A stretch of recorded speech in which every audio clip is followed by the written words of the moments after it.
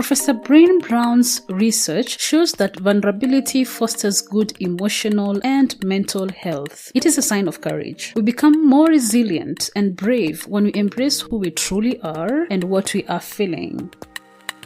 The Vulnerable Scientist podcast is a space for scientists to tell their honest and authentic stories. I am your host, Sarah Nyakeri, who happens to be a scientist, informal science communicator, and I help scientists create personal websites. If you want to support this show, go to www.patreon.com/thevulnerable-scientist. You can also follow this podcast on all social media platforms at TV Scientist Pod.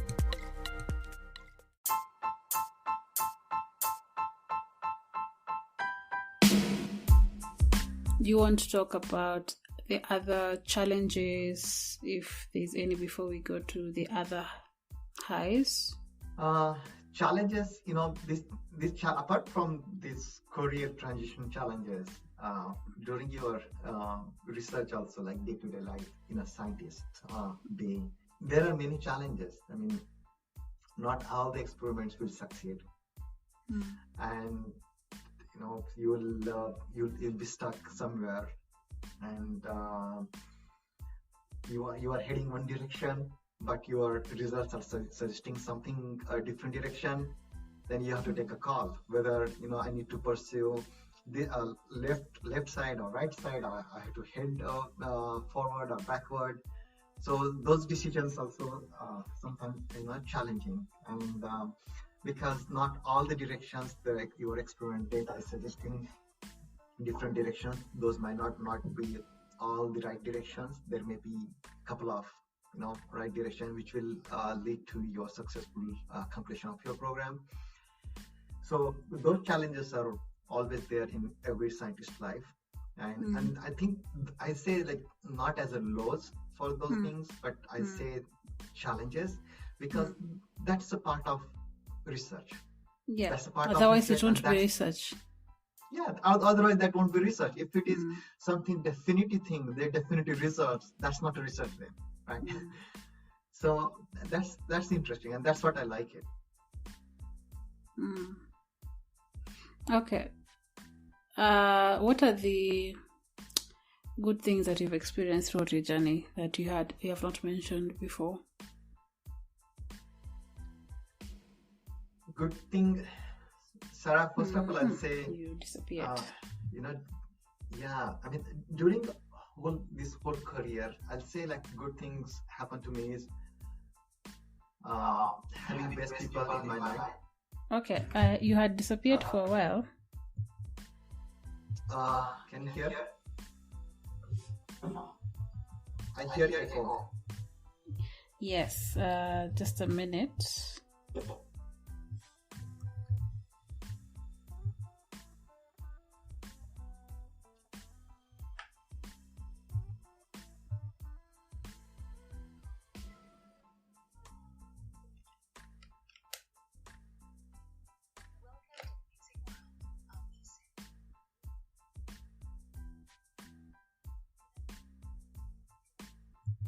Sorry about that. My device is just disconnected out of nowhere. No problem.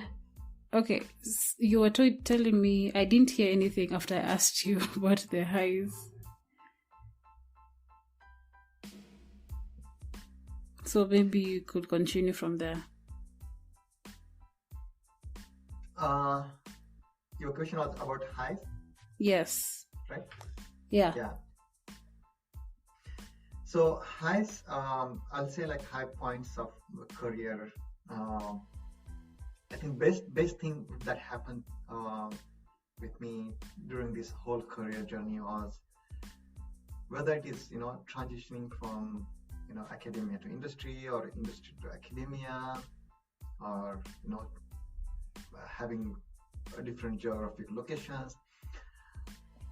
It is meeting the nicest people. I had opportunity to meet some of the nicest people, and very kind people, and unknown kind people, who came forward and helped and extended their helping hand from time to time. That kindness, that generosity, and that I cherish that a lot. And of course, in career, when you get your first publication out from your PhD research, that is something exciting. I cannot forget that moment when I saw the acceptance of my first publication from my PhD research. That was always great. But at the same time, challenges are like when you hear tough criticism from the peer reviewer, right? But if you want to put that way, and you're putting your head together how to answer these questions from the peer reviewers, and what experiments you need to do. Some experiments you can do, some you cannot do because you don't have resources or funding, or for any other reasons. So that time it is always challenging then. But having those publications, that was something memorable moment in life. And I think other than that, I already mentioned other highs and lows when I was describing my journey. Okay. Is there anything that you do that is not science, like hobbies, anything that is not related to your career?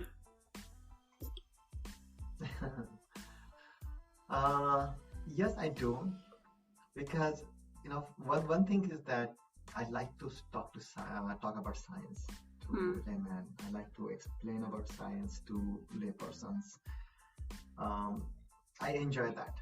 So whenever I get an opportunity, I talk to high school students in nearby schools about science and excite them. You'll not believe, in one of the high schools I visited virtually during this pandemic, the feedback I got that this was the feedback from students. I never imagined that scientists can be so funny. And that's what I wanted to convey that message. I mean, scientists are not always boring. Right, and science can be fun, and scientists can be funny too. I mean, that's okay. It's and when another student said that, I never thought that scientists does so much impact on the society. So you see, that is the seed where you see next generation of scientists coming. When they see the impact scientists are making on society, that's a big thing. And we have experienced this during this last pandemic, or this ongoing pandemic, how science has influenced human health. The availability of vaccines and various medicines. How we could control this pandemic in a relatively short time. Right? So that impact, when new generation sees, they really see value in it. And another experience I'd like to share. I was traveling and I was flying from one to some work, and I was working on my laptop in the flight, and one of the old lady was sitting beside me, and as my co-passenger, we had very nice discussions, and we exchanged some nice discussions earlier. And when I started working, I was working on some of the presentation, and it was one of the I had recorded during my PhD research. There was a recording of how the cancer cells move around, and how with the drugs we can stop their movement so they do not spread from one organ to another organ in the body. So I asked her, have you seen cancer cells anytime? She said, no, I didn't. So I said, do you want to see how cancer cells look like? She said yes. Then I showed that clip to her from my research, PhD research, and when I showed it, this is how they were cancer cells move, and if we treat these cancer cells with the drugs, this is how the drug stops the cancer cells and leads to the cancer cell death. Mm-hmm. I could see in her eyes how appreciative she was. Mm. And I said, this is how science makes an impact on people's life. Mm. She said, I could never imagine that. And I have never seen a real scientist in my life. Mm. And she was so excited. And her feedback, and the feedback from the student, that really started me thinking that sometimes we scientists are isolated. I think, sorry. I think you moved away from the mic. No, I'm there. Oh, you're still in the same position? I can hear you, but okay. It feels like you're far away. Oh, I really? don't know how to explain. Okay, let me Just see. for a moment you switched. I don't know. Anyway, it's okay. Sorry. Can you hear me now? Yes, I can hear you. No? You're saying the feedback from the student, and there's something you're saying. Yes, feedback from students and non-science people, such feedbacks. That really starts me thinking, like, we scientists sometimes we live in our own world because we are so focused on solving scientific problems.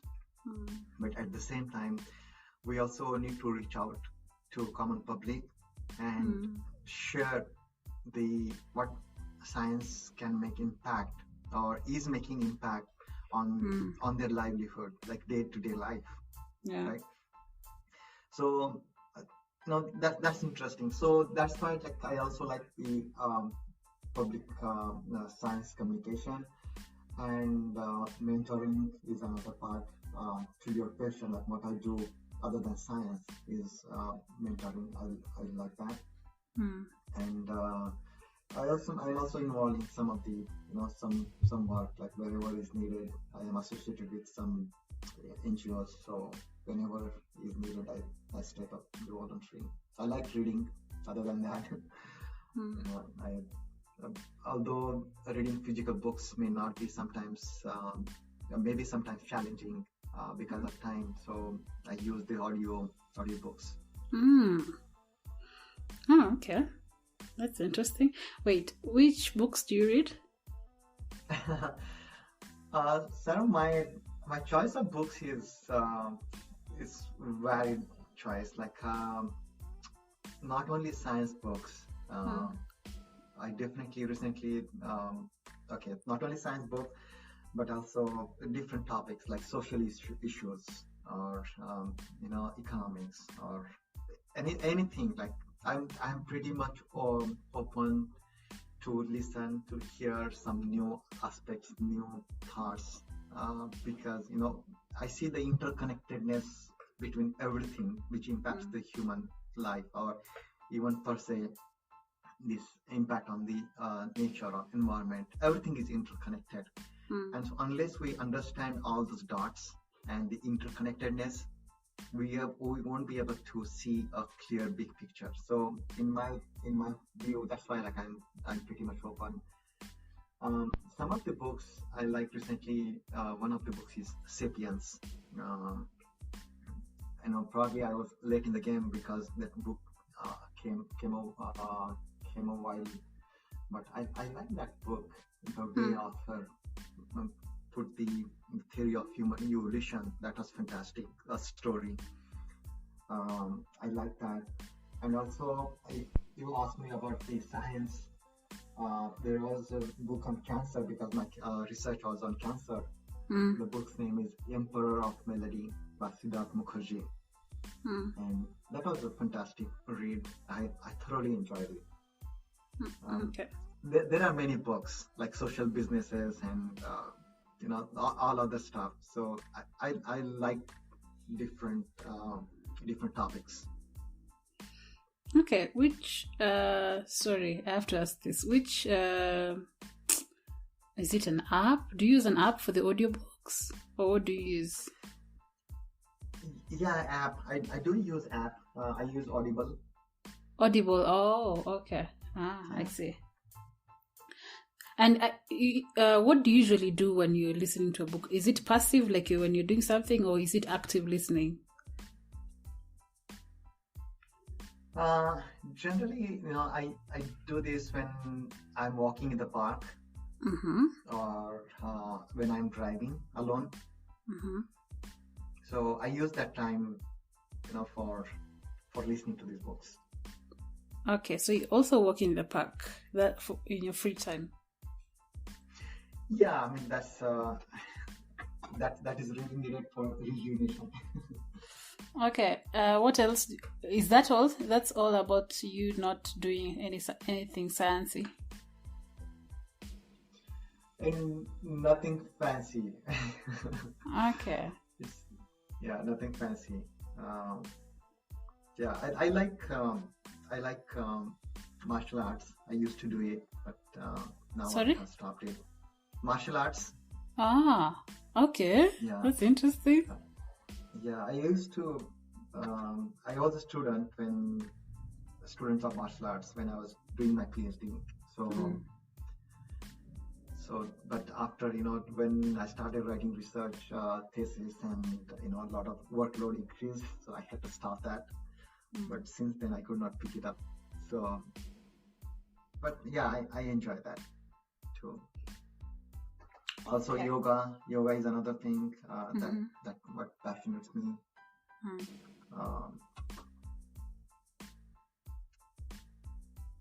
That's it. Yeah. Okay. All right. Sorry, we have to go back a little. There's something you've mentioned about your PhD work. Do you feel like you're excited enough to talk about, just in brief, what you're working on, or any other work that you'd like to talk about that excites you? Yeah, I mean, I can talk briefly about my PhD work. Okay. How was it and how it was exciting. So my PhD work was, the project was identifying and discovering new drugs. Now I'm talking in layman's language because Yes. we do not call drugs when those are in the discovery phase. We call those as molecules, right? Yes.